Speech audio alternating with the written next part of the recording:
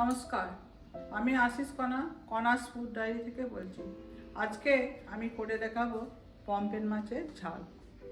তার জন্য আমি 6 পিস পমফ্রেট মাছ নিয়েছি। মাছগুলোকে আমি মাঝখান থেকে একটু ছুরি করে ছিঁড়ে নিয়েছি, তাহলে মাছটা ভেতর ভালোভাবে মশলাগুলো ঢুকে যাবে। তাহলে আমি প্রথমে মাছটাকে ম্যারিনেট করব। প্রথমে আমি একটা পাতিলেবু রস এই মাছটার মধ্যে দিয়ে দেবো।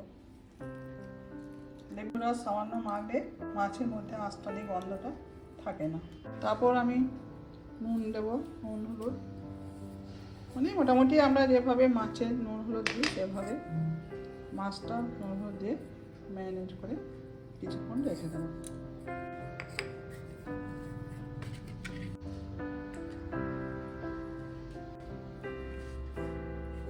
আমি প্রথমে কড়াই কিছুটা তেল গরম হতে দেবো, সর্ষের তেল। এবার আমি মাছগুলোকে ভালোভাবে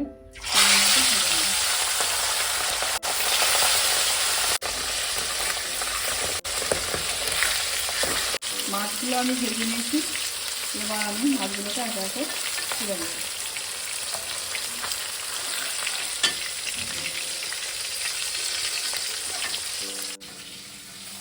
দেখুন আমার মাছগুলো সব ভাজা হয়ে গেছে। সামান্য কালো জিরে ফোড়ন দেবো, ছোট্ট করে কুটিয়ে রাখা একটু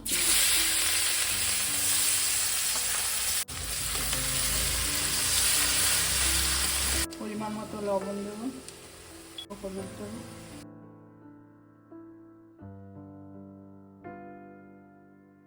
চিড়ে রাখা কাঁচা লঙ্কাটা মধ্যে দিয়ে দেবো। সামান্য এর মধ্যে একটু জল দেবো নরম হওয়ার জন্য।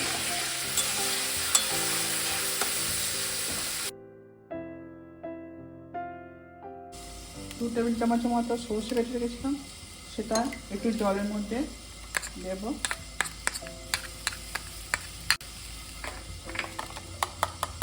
আর 1 টেবিল চামচের মতো পোস্ত বাটা, সেটা এর মধ্যে দিয়ে ভালো করে কুলিয়ে নেব। ঝাল লঙ্কার গুঁড়ো, একটু হলুদ গুঁড়ো, সামান্য একটু চিনি গুঁড়ো করা। দেখুন আমার পেঁয়াজটা বেশ ভালোভাবে ভাজা হয়ে গেছে। এরপর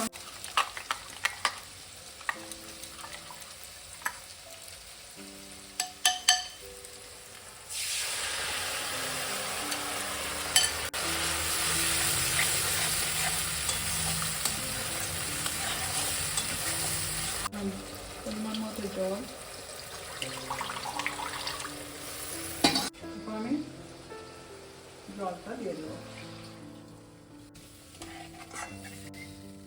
এবার জল দেওয়ার পর দেখুন আমি একটা পেঁয়াজ পাতা, মানে ওপরের দিকটা স্প্রিং অনিয়ন কেটে রেখেছিলাম, সেটা এর মধ্যে দেবো। এটা দিলে এই মাছের ঝালের টেস্টটা খুব ভালো হয়। এটা এর মধ্যে আমি ছড়িয়ে দেবো ওপর থেকে।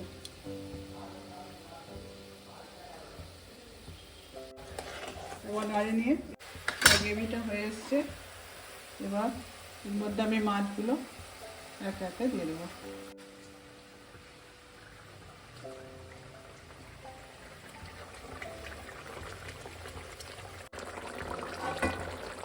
মাছ আমার তৈরি হয়ে গেছে রান্না। এবার আমি শেষে ওপর থেকে একটু ধনে পাতা ছড়িয়ে দেবো। দেখুন পমফ্রেট মাছের ঝাল আমার তৈরি হয়ে গেছে।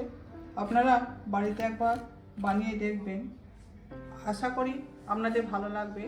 কেমন লাগলো কমেন্ট করে জানাবেন। যদি ভালো লাগে লাইক শেয়ার সাবস্ক্রাইব করে দেবেন। সবাই ভালো থাকবেন, সুস্থ থাকবেন। নমস্কার।